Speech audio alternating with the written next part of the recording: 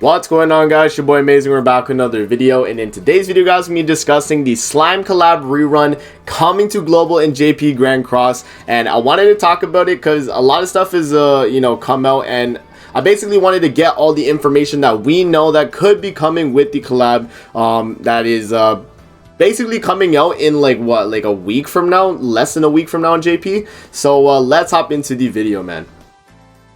Before we actually hop into the video, make sure to subscribe to your boy Amazing. We are on the road to 20k subscribers, man. And at the time of recording this video, I'm at 18,920 subscribers on the YouTube channel. So you guys have been showing a ton of support lately, man, and it means a lot. So keep subscribing.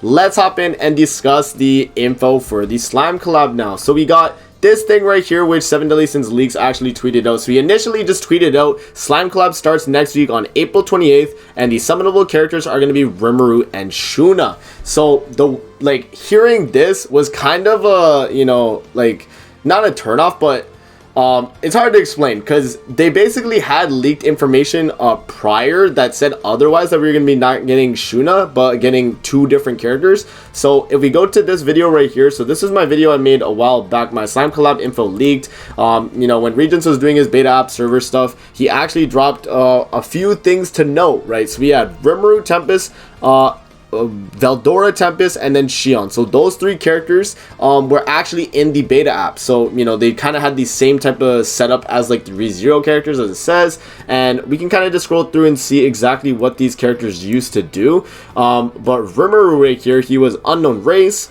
For every demon ally in the battle, decreases HP stats and defense related stats of all enemies by 6%, and for every unknown ally in battle, decreases attack related stats of all enemies by 6%. And then in addition, the hero is also of demon race. So they're basically saying that he's unknown, but they're gonna give him the the properties of a demon to, I guess, run him on assault melee. I mean, that's what they were going for at the time. So for the skill 1, it's going to be increases the skill ranks of all allies and increase HP related stats by 20% for 3 turns.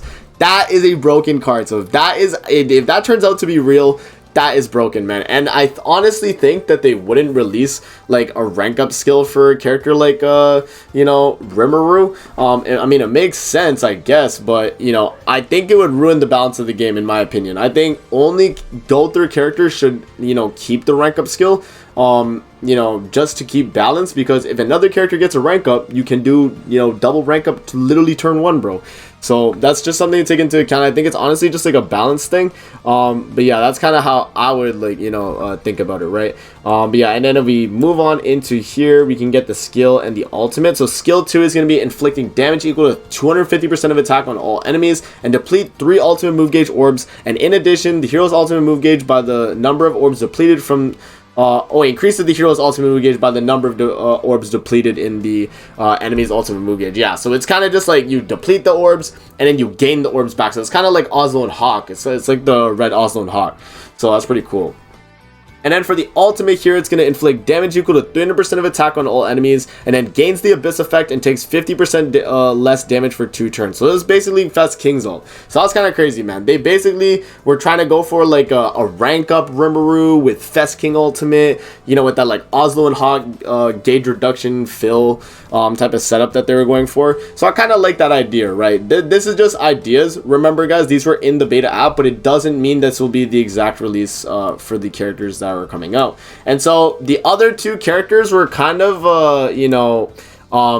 there, but we didn't really know for sure, right? So let me just make sure I go down here so we can scroll down and talk about Shion. So Shion and Veldora were supposed to be characters that were re-releasing as well. And as you guys saw from the 7 Deadly Sins leaks here, when they showed that we got this little like YouTube ad for it, it basically confirmed we're only getting Shuna and Demon Lord Romero. So we're not going to be getting the Shion and the Veldora. So it's hard to say like exactly what Shuna will be able to do.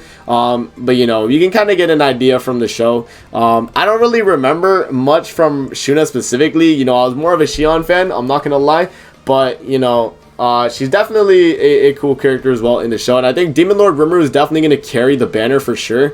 But yeah, it's going to have these 2, and then it's going to have all 3 of the older Slime collab characters. So what I'm going to do now is I'm going to go in my Grand Cross. I'm actually going to show you guys these slime collab characters that already exist in the game. So if you guys have missed out on the slime collab, you probably don't even know these units exist. But we have the original slime Romero right here. So Romero Tempest. This was the original blue one. So he wasn't like too crazy, you know. He had like a debuff immunity taunt. He had a single target rupture. He was meant to basically fight that like one boss. I forgot exactly what his name was, but I think it was like Ifrit, right? I think it was like Ifrit. So, you know, they were meant to fight him. And then he had an ultimate here, which would just cancel busts and stances. But they did something unique here, is where they made a combined ult with Meliodas. So I think that was pretty cool, you know, adding that effect. But yeah, that was Romero right there. And then we also had Milan. So Milan was also part of the collab on the initial run. And honestly, Milan needs a big buff in this collab if she's gonna be like, you know, a usable character, you know what I mean? I'm also like thinking as well, they're gonna be giving a lot of buffs to the older slime characters, because these characters are so outdated by this point in the game, guys. They're literally like 3 years old. Milan, just to give you guys an idea, she has no weapons. She's like Griamore, bro. They literally shafted her. So, you know, not having weapons and having such low like attack related stats, like, bro, like she has 14% pierce rate, bro. Like, I don't know, man. They, like, back in the day, they were not like giving out stats as much, but nowadays it's just like they just slap 90% pierce rate, you know, 100 and like crit rate and like 200% crit damage. Like, it's just crazy now. But, you know, let's go over Milan. So she had a spike single target on her first card there, so it was you know, double crit damage. And then she had a pretty unique second skill, actually. So inflicts damage equal to 60% of attack on one enemy, disables ultimate moves, right? 200% on one enemy and disables ultimate moves. And then rank 3, it's actually AoE 200% buffer 2 turns. So that's pretty cool right there. And then Milan's ultimate actually is just detonate AoE.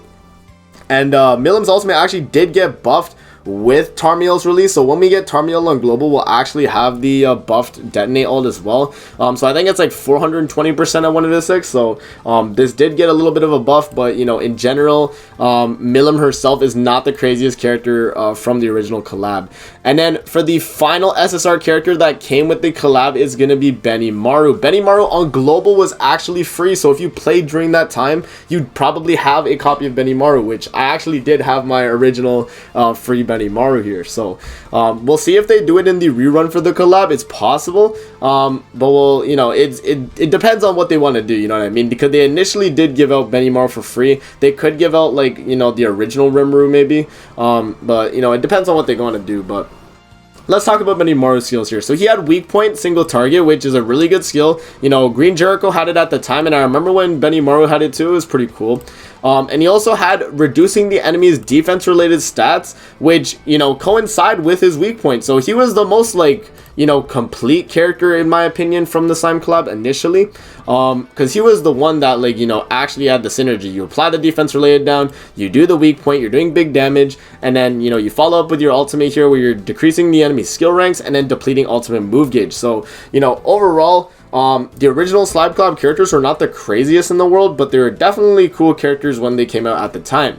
And then also another character that actually came out with the collab was their SR Romero as well. So this is going to be probably a free character in the rerun that you're going to be able to get.